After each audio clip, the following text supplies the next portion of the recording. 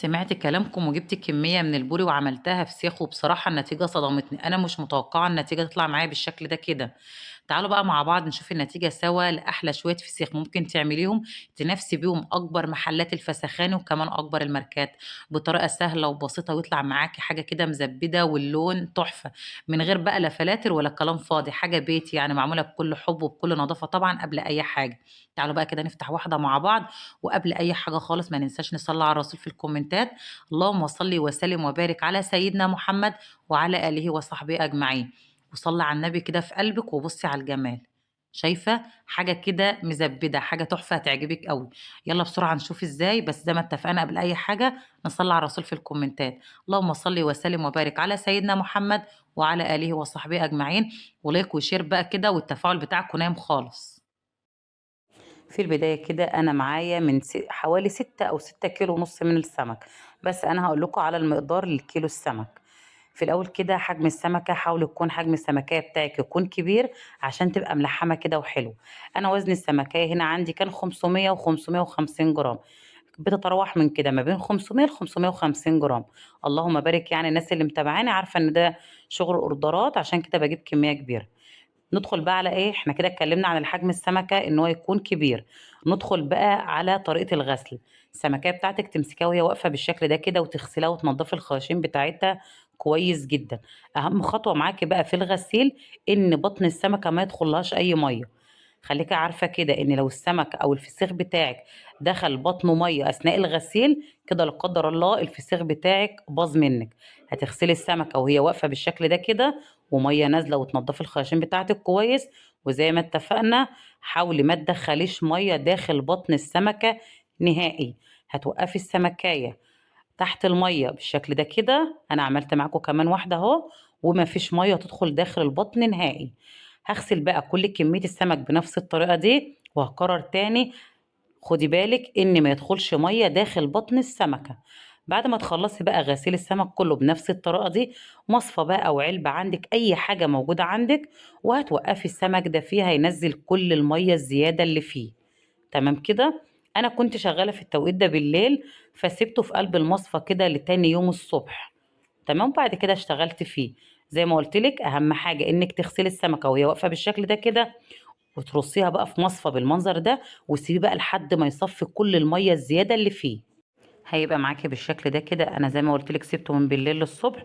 وطبعا احنا في الشتاء فما تقلقيش عليه. لو انت في الصيف حطي في التلاجة، هينشف معاكي ويبقى مقدد كده زي ما بيقولوا. هتيجي بقى من عند الظهر بالشكل ده كده وتعملي للسمكه مساج كده. افصلي اللحم عن الشو بالمنظر ده. تيجي بقى على الراس بمناديل المطبخ وتنشفيها كويس جدا. برضو ممكن يكون فيها زيادة مية ولا حاجة أو دم. أهم حاجة إن بمناديل المطبخ بتاعتك وتنشفي كويس جدا لحد ما المنديل يطلع معاك نضيف بالشكل ده كده. سهلة خالص، بس امشي على الخطوات كده وتاكلي أحلى فسيخ. هنفتحه مع بعض إن شاء الله وهنشوف. زي ما قلت لك مساج للسمكة كده من سلسلة الظهر وبعيدة عن البطنية، علشان المرارة اللي فيها ما تتفتحش لا قدر الله بالشكل ده كده. وبمناديل المطبخ بقى ونشفي الراس كويس جدا من أي دم فيه. نيجي بقى للتمليح، وانا زي ما قلت لكم هقول لكم على مقدار الكيلو. لكل كيلو فسيخ او سمك، لو انت هتستخدمي الملح اللي انا مستخدمه ده اللي هو خشن شويه اللي هو بتاع المخلل ده، هتستخدمي الكيس تقريبا بيتباع ب 3 جنيه او ب 4 جنيه حاجه زي كده. لو انت هتستخدمي الملح الرشيدي او ملح البحر اللي هو الخشن او الحبيبات ده، الكيلو هياخد معاكي من 400 ل 500 جرام. كمان الكيلو هياخد معاكي معلقه صغيره من الشطه ونص معلقه من الكركم، ولو ما بتحبيش الكركم ممكن تستغنى عنها، مفيش اي مشكله. اهم حاجه تقلبي الخلطه بتاعتك دي كويس جدا بالشكل ده كده. وتجيبي بقى السمكايه افضلي كده احشيها من الراس، وحاولي تدخلي كده بصباعك كده الملح داخل البطن لحد ما الراس تستغيث منك وتكون اتملت ملح كده وفتحت معاكي. تمام. اهم حاجه انك تحشي الراس بالشكل ده كده، وبصباعك دخلي ملح داخل بطن السمكه. وما تقلقيش خالص، كتر الملح ما بيحدقش الفسيخ. اللي بيحدق الفسيخ مده التسويه. يعني كل ما زاد معاكي مده في التسويه، كل طبعا ما هيبقى حادق معاكي. لكن املي الراس بالشكل ده كده بالملح، وبصباعك كده حاولي تدخلي الملح داخل البطن. وطبعا في الخطوه دي لازم تلبسي جلافز في ايدك علشان طبعا الشطه اللي موجوده معانا. زي ما قُلت لِك هتحشي راس السمكة بالشكل ده كده لحد ما تستغيث منِّك وتلاقيها فتحت كده واتملت ملح، وبصباعِك كده دخّلي ملح داخل بطن السمكة. خلاص بقى كل الكمية بنفس الطريقة.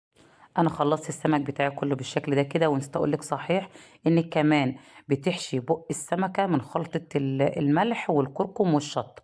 تجيبي بقى الأكياس بتاعتِك، وحاولي الأكياس بتاعتِك ما تكونش مقطوعة، على الأقل أول كيسين رشة كده من خلطة الملح والكركم والشطة، والسمك بتاعِك دخّليه راس وديل. يعني إيه راس وديل؟ يعني عكس بعض، الديل في الراس والراس في الديل بالشكل ده كده.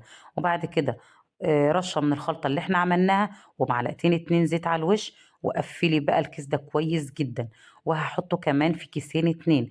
أهم حاجة إنِّك تفرّغي الهوا من كل كيس بتحطيه فيه، بالشكل ده كده. ده تالت كيس معانا. حاولي أول كيسين 3 كده ما يكونوش مقطوعين، يكونوا سُلام.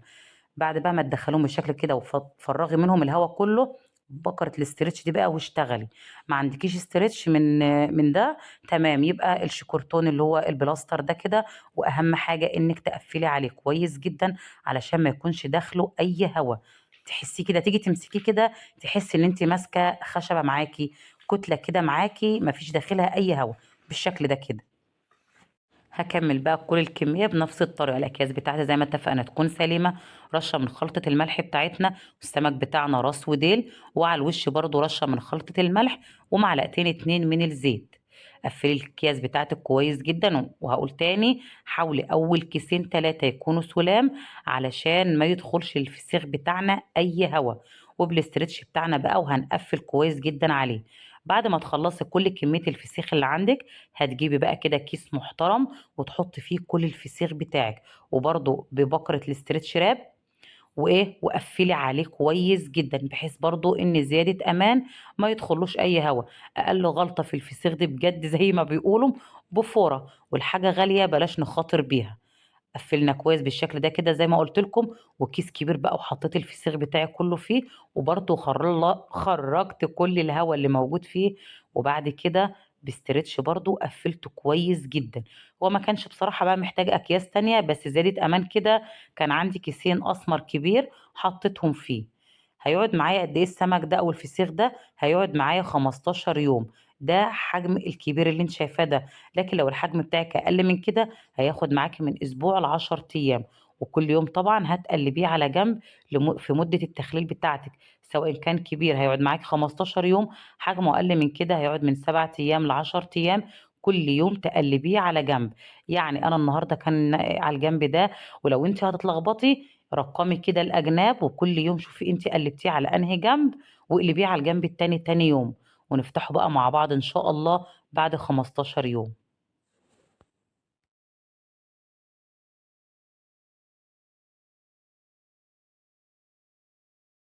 تعالوا بقى مع بعض كده نفتح الفسيخ بعد 15 يوم بالضبط. ده أنسب وقت لتخليل الفسيخ.